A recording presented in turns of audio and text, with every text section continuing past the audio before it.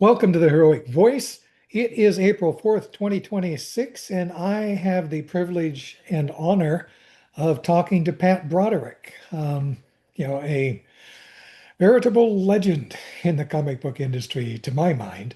Pat, hello. It's nice to have a chance to talk to you. How long has it been? Hello. Hi. Oh, how long has it been? Good Gosh, Lord. probably San Diego years ago, maybe. Yeah, but Yeah, yeah. Would so believe that would probably been it. yeah, but it is good to see you. We're both still alive and kicking, it would seem. And what I Yeah. would like to do, if it's okay with you, is start, by talking about the projects that you're working on that you have coming up, things that people would be interested in. If you would take it from here and tell us what you're up Uh, to. This is the Heroic Voice, where I talk to comic book creators and other interesting people on a variety of subjects. I am Dennis Maloney, publisher of the Heroic Multiverse, where we feature good girl and bad girl artwork, super babes, and all kinds of Silver Agey style stories. well, right now I'm doing a Western supernatural series with Mike Barron called Bronze Star. It's being crowdfunded at the moment on Fund My Comic, and I believe we should be starting on Kickstarter. I'd say sometime around mid-month. Mid-month, okay. And Believe. I haven't gotten the word. I'm sorry. it will run for how long? On Kickstarter, I would imagine it would be 30 days. All right. So we're We've been up talking on, about getting up there between mid-April and mid-May and yeah, making your pledge and getting your rewards. yeah, yeah. Yeah, you can, as I say, you can find it right now on Fund My Comic. It's coming up to the end of that campaign. So Hmm. that one's up. All right. Can you tell us a little bit about it? As supernatural Western, any details you can share? Yeah, it's post-Civil War, Alberta, Canada. The character Harley Brogdon is a uh, ex-contractor to the Confederate hunter. He supplied meat for the army, and at the end of the Civil War, he got into a bit of a issue in a poker game that led to him having to leave town because the person he got into trouble with was a well-connected young man in that town. His father pursued Harley up into Canada in our first book. We're on our second one right now. And they had their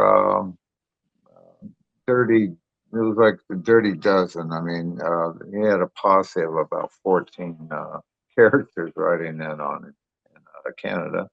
And he met a sheriff there who happened to, he would leave town once a month uh, during the full moon. And the reason why was the sheriff was a werewolf, and the sheriff wore a bronze star, and hence the name of the series, Bronze Star. Um, so Harley settles in for the winter, meets the people in Cobb's Gap, and ends up fighting the sheriff and another monster at the end of the book, a H.P. Lovecraftian monster that was in the cave that was connected to the sheriff through a curse that was put on him back in the old country. And this one, the one we're on now, we're dealing with the Wendigo. And the winter has been strong. The Cree Indians up there basically have gone into starvation, and it's brought about the resurrection of the Wendigo spirit, and it's attacking the town. So we've got some real nice scenes in there with the Wendigo coming into town and the town folks battling with it and working with Mike Barron on it. Good time to speak about Mike. Mike's an excellent writer. Yes, He he has is. got a real good way with characters. He really does. He's got a wonderful handle on dialogue and just coming up with a really good twist.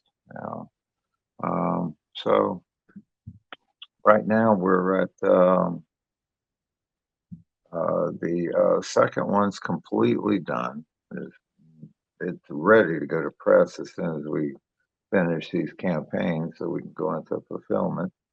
And I'm looking forward to starting my third one. You know, he's working on that script now. He's teased me with ideas. He's maddening that.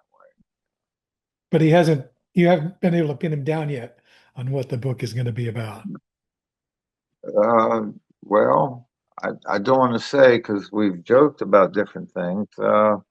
Sticking with the Indian folklore, I mean, it's natural that we're going to have some hairy creatures showing up, you know, some Bigfoot type characters sooner or later.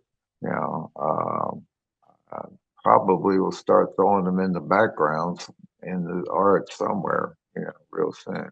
Haven't heard quite yet what he wants to do with it. So I don't want to second guessing because I know he's going to surprise me. Oh, yeah. Yeah. Got to keep the artists on their toes. So let's take a Yeah, step back now that we talked about this.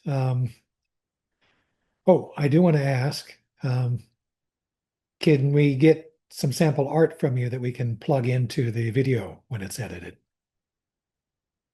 oh, absolutely. Alrighty. Absolutely. I can send it to you through email. Yeah, That'd be great. absolutely. Thank you. Yeah, Let's take a step you're back. welcome. When you first got into comics, way back in the day, what was your first job?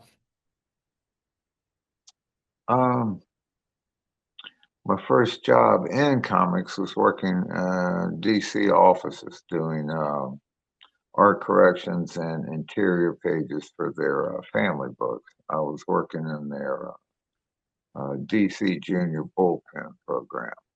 Hmm. About 1973, fall of 73.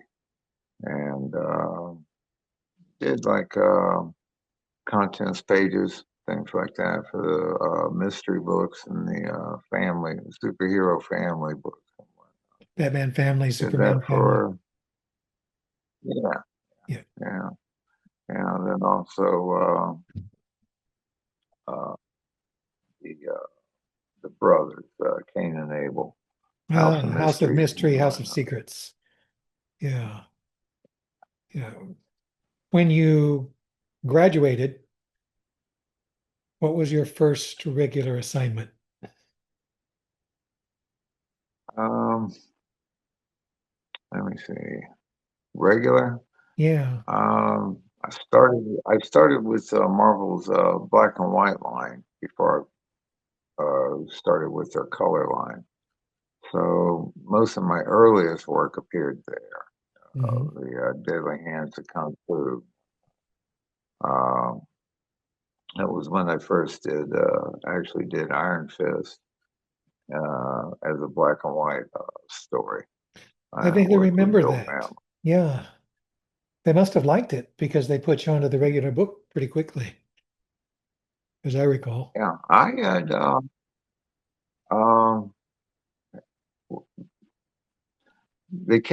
I kept getting some black and white work, and I was working so slowly, you know, in producing the work. They knew that at that time I couldn't handle a monthly feature. So when they did finally hook me up with a book, it was Iron Fist, and it was a Mhm. monthly, and I fell on my face as I figured I would. The deadlines were not conducive to someone that took like 3 days to do a page. You just can't produce it Can't do it. fast enough. Yeah. No. Uh, so the second go around, they uh, offered me. more black and white work. A samurai story for I think it was Deadly Hands of Kung Fu, and then Archie Goodwin offered me fill in on Captain Marvel for Marvel Comics, and I stepped in on that first as a fill in artist, and they liked what I did. They also the feature was a bi-monthly, Hmm. so I had an extra 2 weeks to work on it. So I was able to meet the deadlines and everything. I just worked into it more comfortably. That that gig lasted about 2 years. How did they hook you up with the Micronauts book? Uh, uh, at the time when it was offered to me, Golden had already left the series with the, I believe, the 12th issue. Uh, Chaykin had come on and did layouts for Al Milgrom for the next 6 issues, I believe it was. And then they offered it to me with issue 19. Uh, I was following the book the way fans were. I had just discovered a couple of months earlier that Golden had left the series. I wasn't getting them any faster than anyone else. I was getting them from newsstands. So I was upset. Uh, when they offered it to me, I was excited to do it and anxious to start the series. I really was. Had a lot of fun because I approached it as a fan of the Hmm. story, you know. So I was already caught up into the world that they had built. Okay, after that, you had a stint on Alpha Flight, as I remember. Yeah, for okay. Um, the Alpha Flight came some time later. Uh, see, after yeah, I left and actually I crossed over to DC Comics from Hmm. the Micronauts series. So when I came back to Marvel, I was doing Alpha Flight for I think about maybe 16 issues, maybe 12, and then they offered me Doom 2099. Worked on that for a good 2 years. Yeah. At DC, you were on the Legion for a while, Captain Atom, and there was Yeah, something else. Was it yep. Green Lantern? Yeah, I'm Fury of Firestorm and Green Lantern, Swamp Thing. A creator-owned series with Doug Munch, Lords of the Ultra Realm, and I was able to do one of their sci-fi graphic novels that they put out, Sand King, and uh, Cops, the toy book that they had running at that time. So mostly they bounced me between Green Lantern and Batman, uh, Batman Year Three. Hmm. Um, I had a good maybe 8 years there during that run at Yeah. DC. Every artist approaches Batman a different way. What was your concept for the character? Um, well, what I felt was going on in the character's head was not what Denny O'Neil felt was going on in Bruce Wayne's head. My approach with the character was I was a huge fan of Neil and Dick and Jim Aparo's style Hmm. of handling the character. Um, I was also working with Doug Munch as the writer, and he came up with some really wonderful stories during that year on detective. When I did Batman Year Three, I was working with Mark Wolfman, and Marv was a very tight knit, uh, totally thought out uh, storyline, from page one to the end. So it was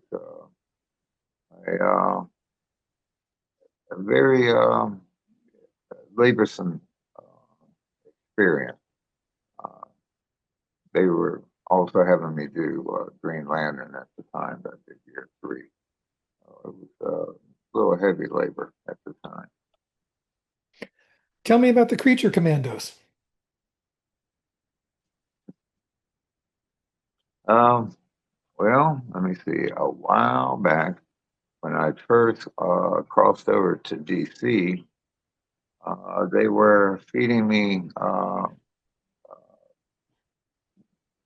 one-shot story at the time. So I got to do GI Robot, I think two stories with him, and then also this strange little twist of a war story called Creature Commandos. And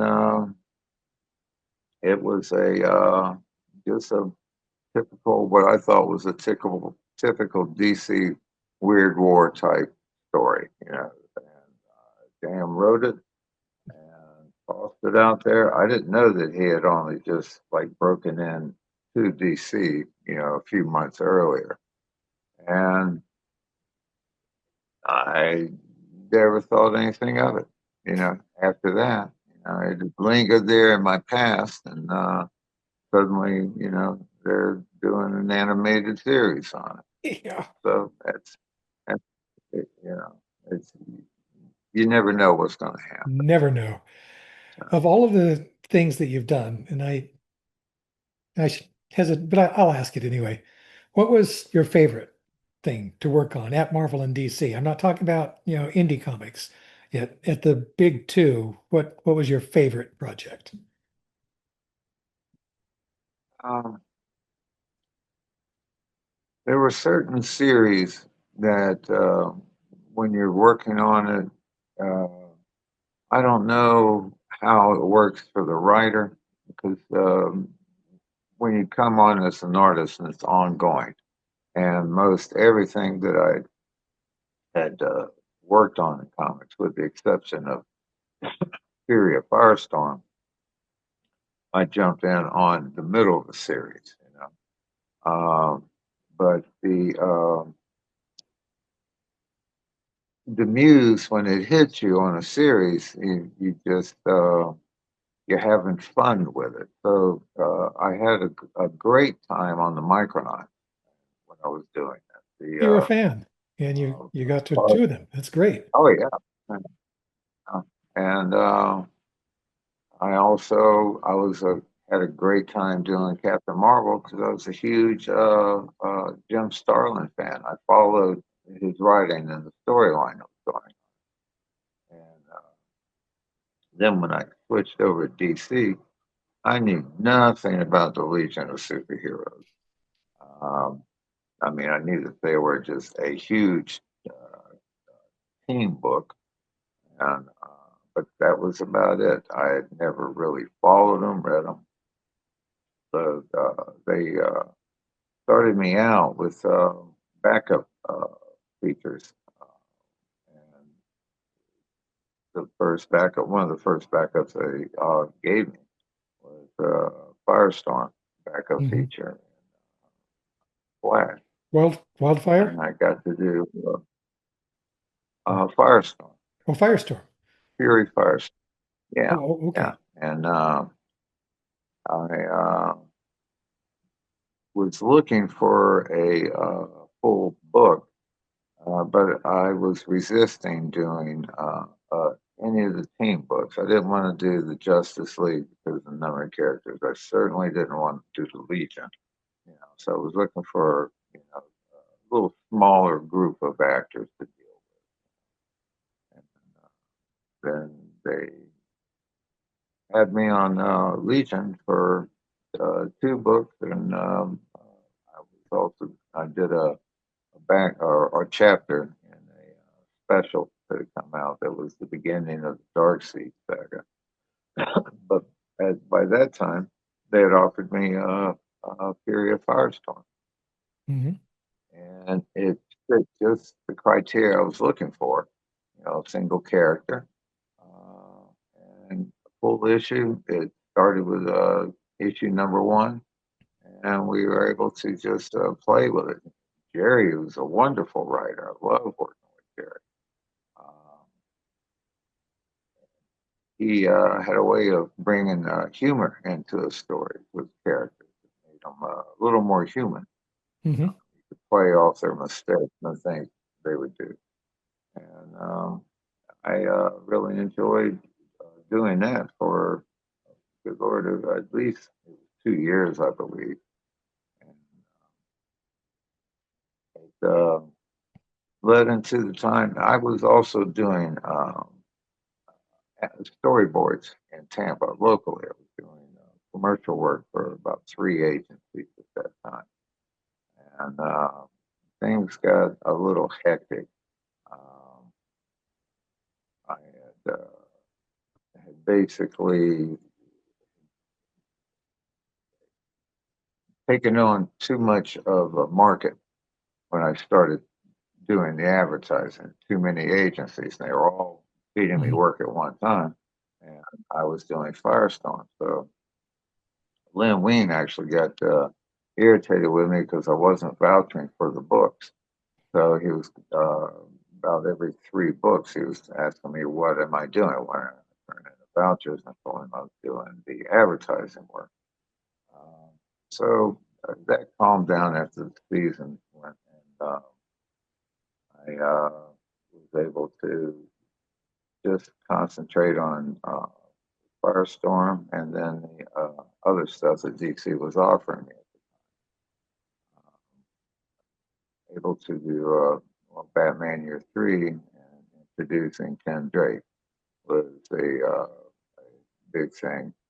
And Was that at the time, I Tim's was, first appearance? I don't remember. yeah, Or yeah, it was. Okay. Hmm. All and right.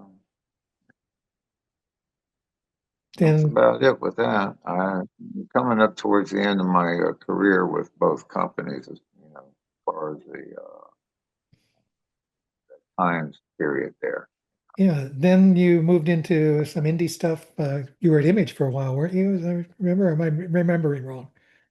Um, No, no, no image. I got to do some work for Dark Horse, Dark Horse. and then I picked up a full-time gig employment with Tracy Locke in advertising out in Dallas, Texas, and a big ad agency out there. They handled all Pepsi and Frito. Um,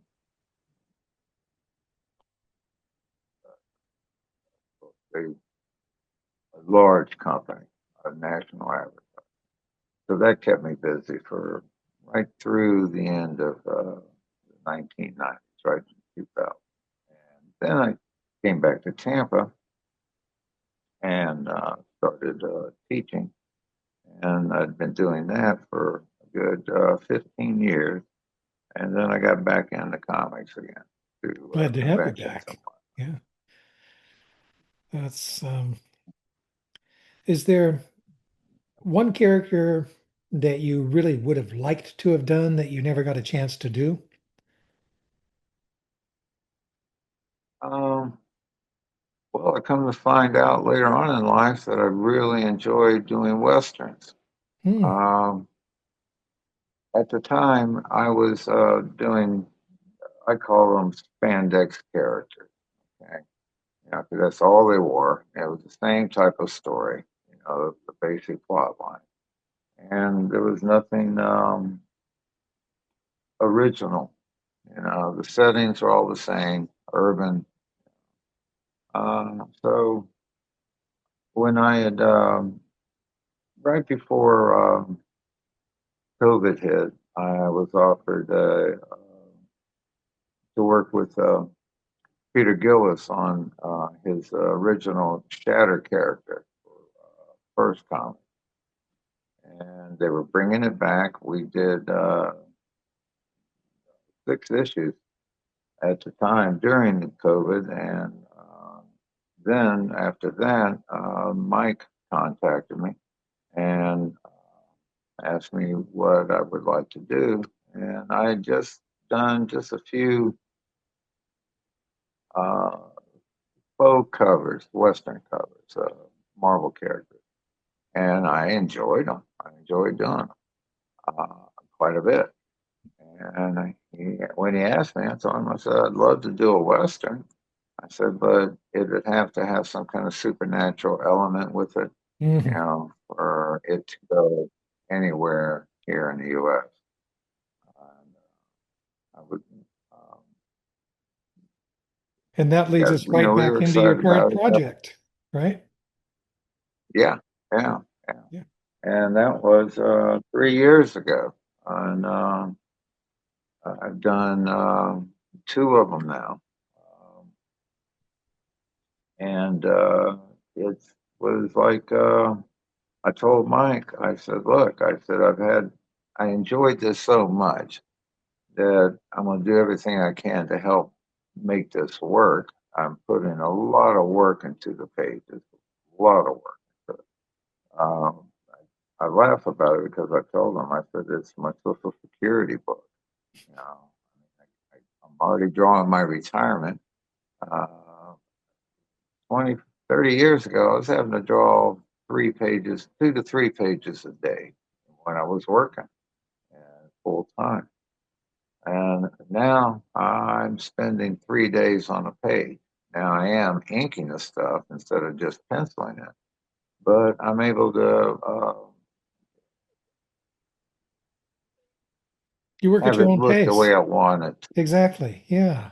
Yeah. Yeah, but it's more.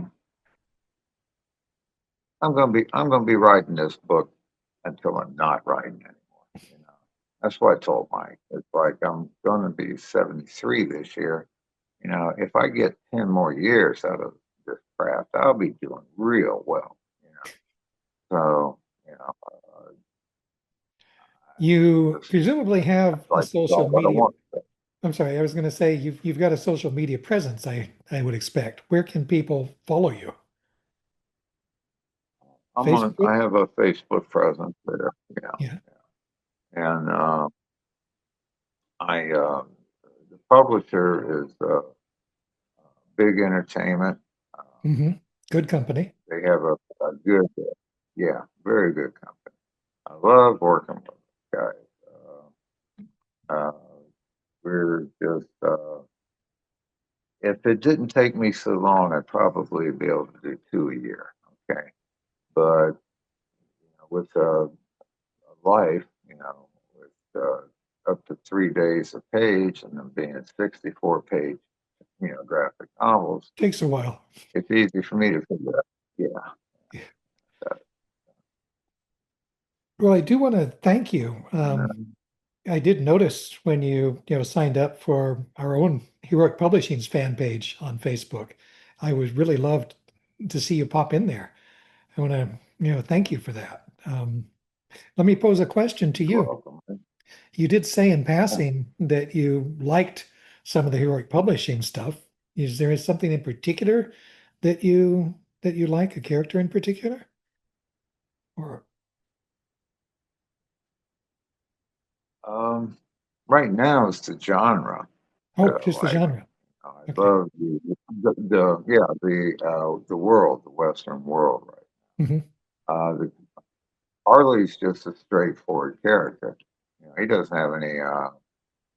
He's got experience, what he has. So I have a great deal of fun drawing the characters in town, because not everybody looks like Brad Pitt anymore, and that's good. It's drawing real people, so Yeah.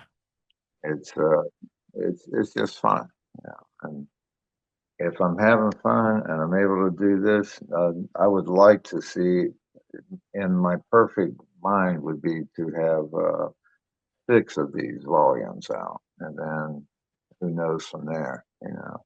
But it'll give me a body of work that I could shop around. Yeah, not just shop around. That's going to be a perennial. I mean, once you've got it, that book's going to be out there forever. The whole set of the books. Um, Pat, I want to thank you for coming on the Heroic Voice. I really appreciate it. Get a chance to catch up, talk about, old days, talk about stuff. I want to encourage people, once that Kickstarter gets going, go in there and support it. I mean, it's a good project. I mean, Pat has not lost a step. I mean, you may be better now than you've been, in the old days. Well, I walk a little slower. Yeah, I walk a little slower. don't we all? I mean, I'm Um, 71, right? I know age starts to catch up to you at some point. So yeah, it does. It does. I want to encourage people, to follow Pat, to support the Kickstarter, support the Heroic Voice. If you like this interview, we want to do more of them. Share this, subscribe to the channel, like, comment. Likes and comments are what drive the search engines. So, Pat, You can great, find anything you want about Bronze Star on bronzestarcomic.com, very good. and that will tell you everything about All right. All right. Have a good weekend, and I hope we can do this again sometime. Thank you. it. Thank you very much. Bye bye.